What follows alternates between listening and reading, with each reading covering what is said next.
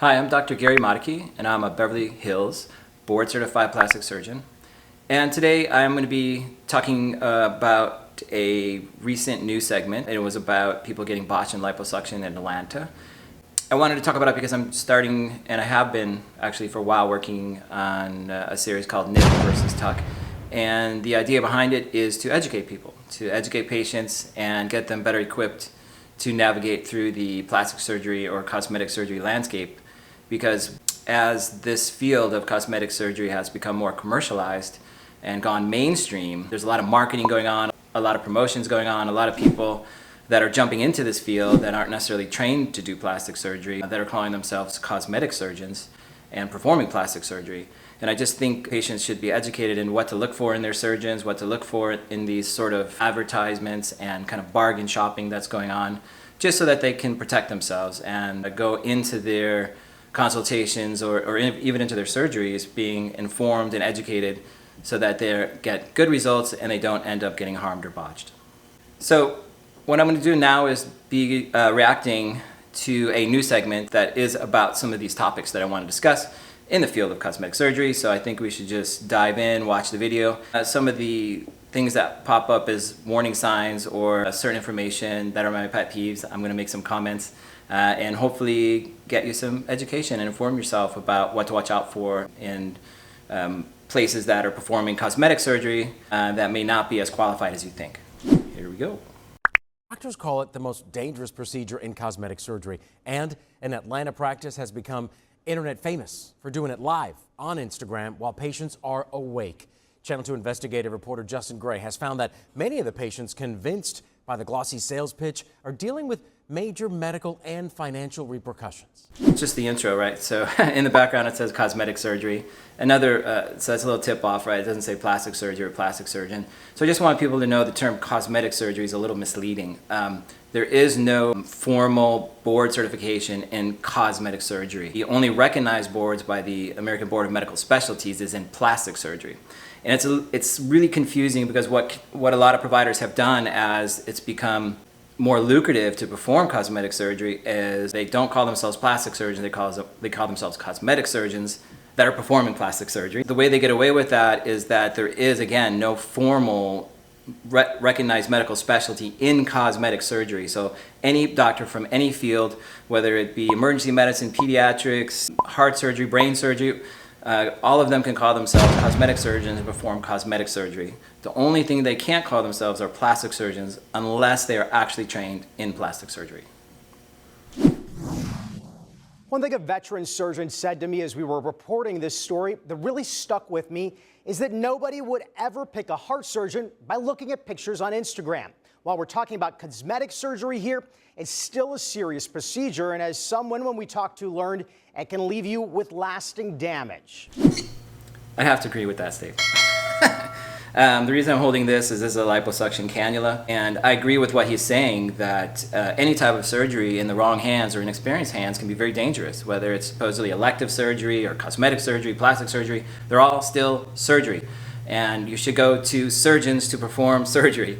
It seems pretty common sense, but again, we're seeing all these other fields that aren't surgeons doing plastic surgery or cosmetic surgery. So I think it's something to watch out for because in the right hands, this is more like a magic wand, right? You can do things with it to sculpt and create beautiful, contours of the body. But in the wrong hands or inexperienced hands, this can become a very dangerous weapon. So that's, I think, a very important point that people don't understand. They see these, everybody's doing it and it's fun and everything's great in the right hands, but in other hands, maybe not so much. With the beautiful Dr. Z. How are you doing today, Dr. Z? I'm doing great. She's doing amazing. It sounds almost like an old TV infomercial, but it's all live on Instagram. Where we give you nothing but the hottest It's not the most sterile looking What they're technique. selling is a serious surgery. As you can see, he is harvesting all that beautiful, beautiful liquid gold. Liquid gold, that's what Gold's Plastic Surgery calls fat. It's big business for them. This vacuum is actually removed. Fat is liquid gold, by the way. This is great for a lot of different things. Again, in experienced hands, I think that fat grafting and liposuction is a number one procedure. Has been liposuction for years and years, and that's because it works. It does what it's supposed to do in the right hands. And he keeps mentioning business, business, business, and that's, again, remember, this is medicine. So I think that's where the lines are getting blurred. This is becoming, again, commercialized instead of a true profession where it's all about the patient and professionalism and doing what's right for them, whereas business commercialization is more about what's the best profit, what's the way to make most money, and when those two compete, that's when problems happen. So as soon as he's saying this looks like a sales pitch, this looks like business, that's not really what this whole profession is about. Hey, it's Ethan. I had to stop Dr. Motykie real quick because I'm like, we are relatively big on social media, so what exactly are you talking about? I think there's a lot of ways to use media, right? There's a lot of ways to use social media, PR, marketing, and I think one of the main goals should be education. You know, it's part of the reason doing these videos is about educating, informing versus pure sales pitches and pure trying to sell somebody something.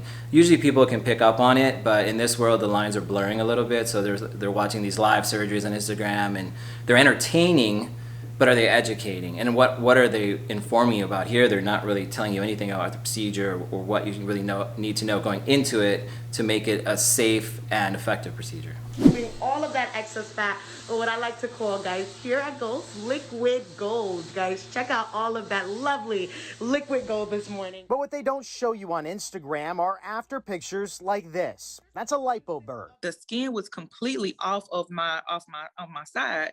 And they don't share experiences like these. Girls are screaming, like screaming, because you can feel it all. I noticed that I was getting like these huge hip dents that I never had before, and then I have this huge lump just like in one part of my stomach. I was suicidal.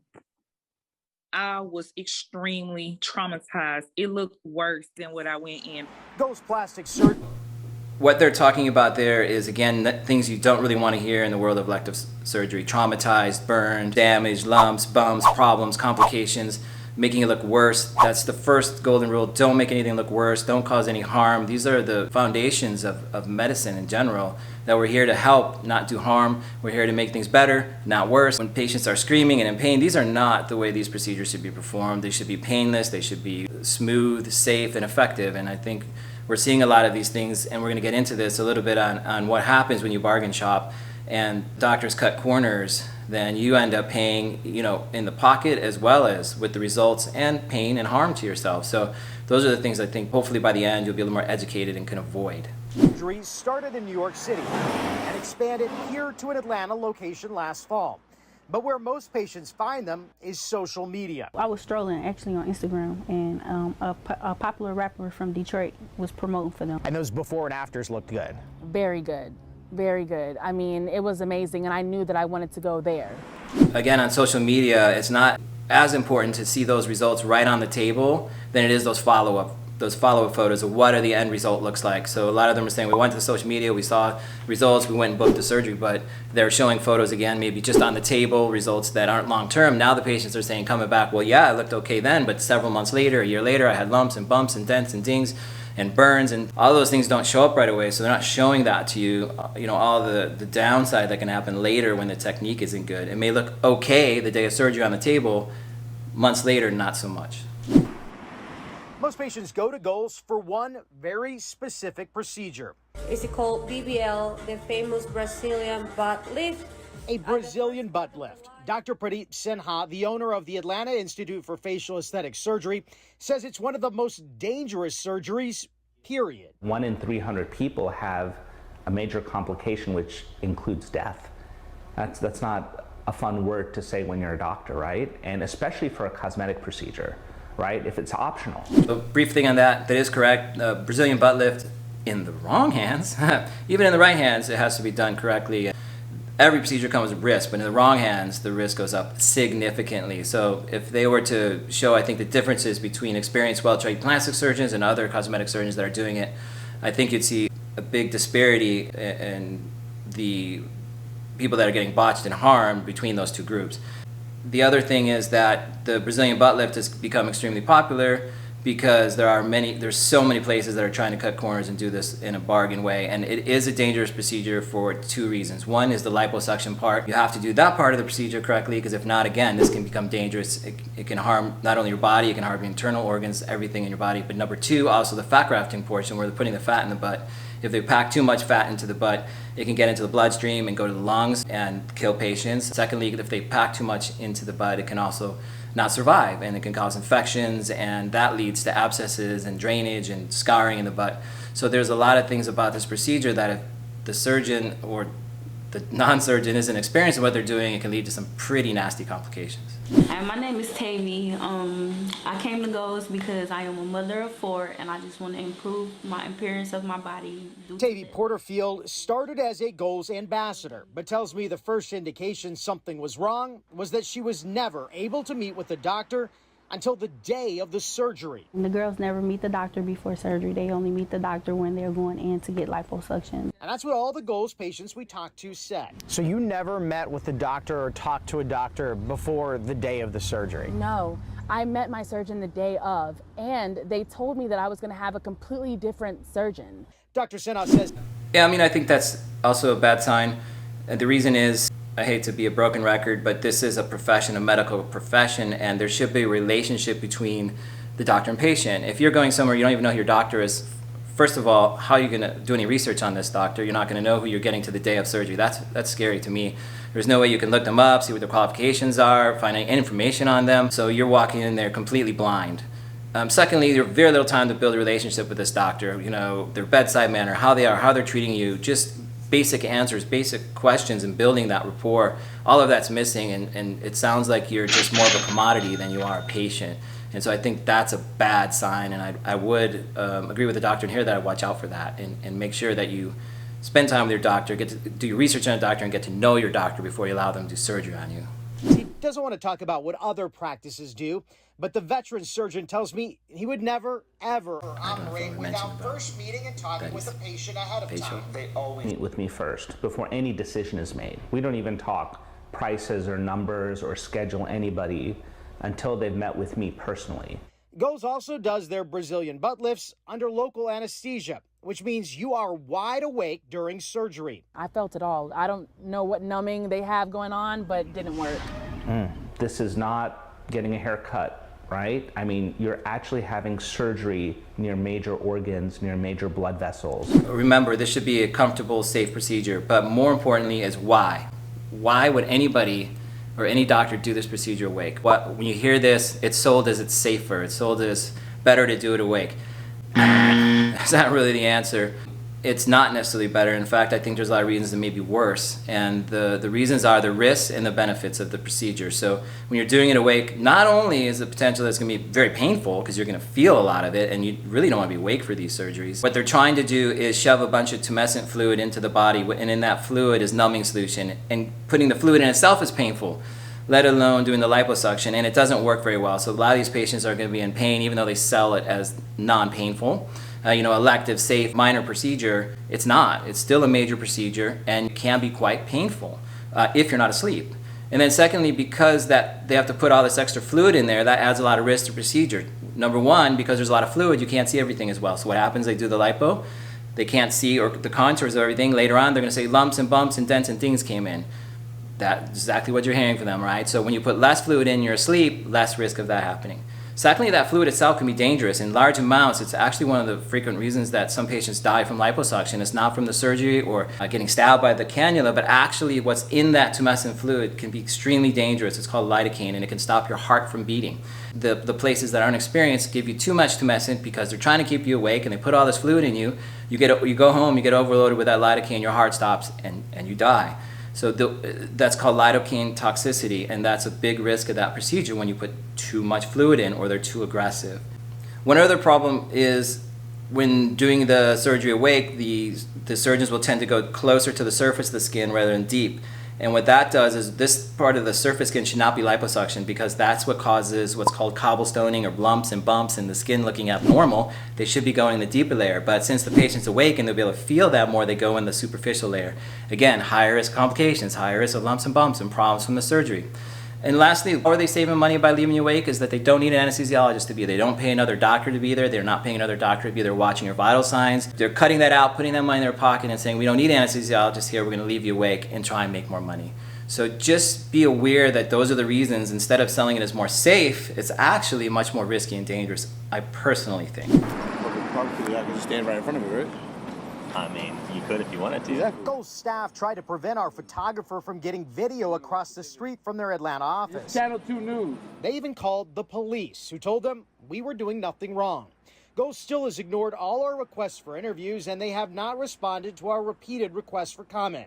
But former patients have plenty to say. We found more than 100 Better Business Bureau complaints for Goals, and there's even an Instagram page where unsatisfied customers are going to warn others. You don't want to leave botched. You don't want to leave traumatized. You don't want to leave injured. So they're really just looking at it from the dollar point and not really from caring for the people point. She literally said it, right? So, they care about more about money than patients, right? So this is a bad sign. And the other thing is, how are they still open? If there's this many complaints and problems, and the answer is there is no plastic surgery police. There is the profession, with the explosion of patients and demand, has gone and skyrocketed. There's the same time the regulations on the marketplace of cosmetic surgery haven't changed. They haven't advanced.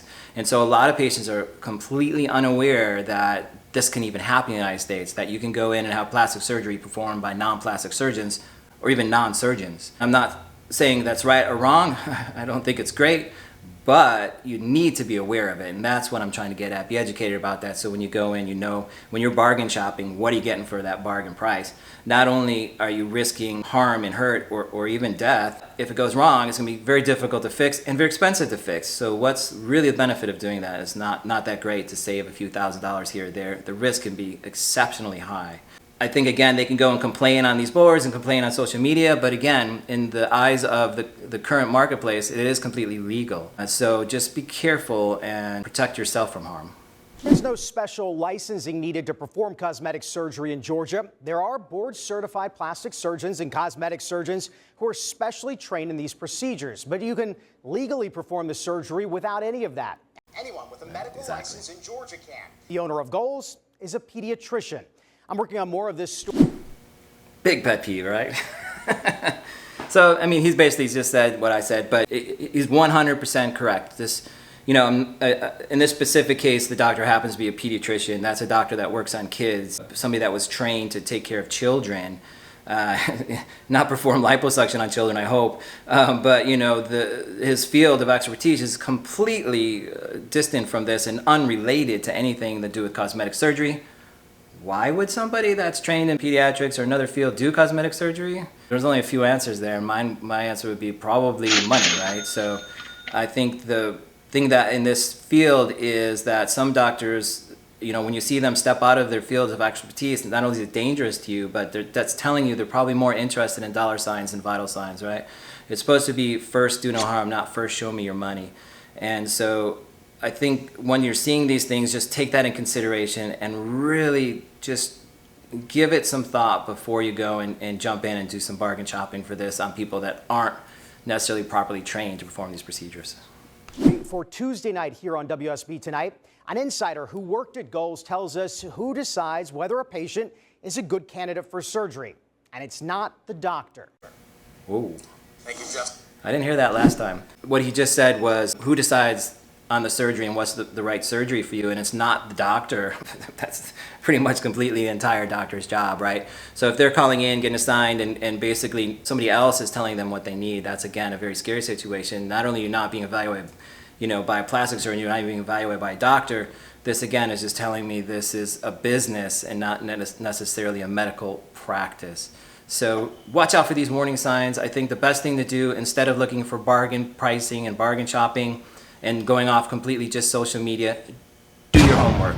The most important thing is to know the type of doctor you're going to and understand what they're board certified in, what they're trained in, what's their experience level. And I think all of those things are much more important than a price tag or some simple photos on social media.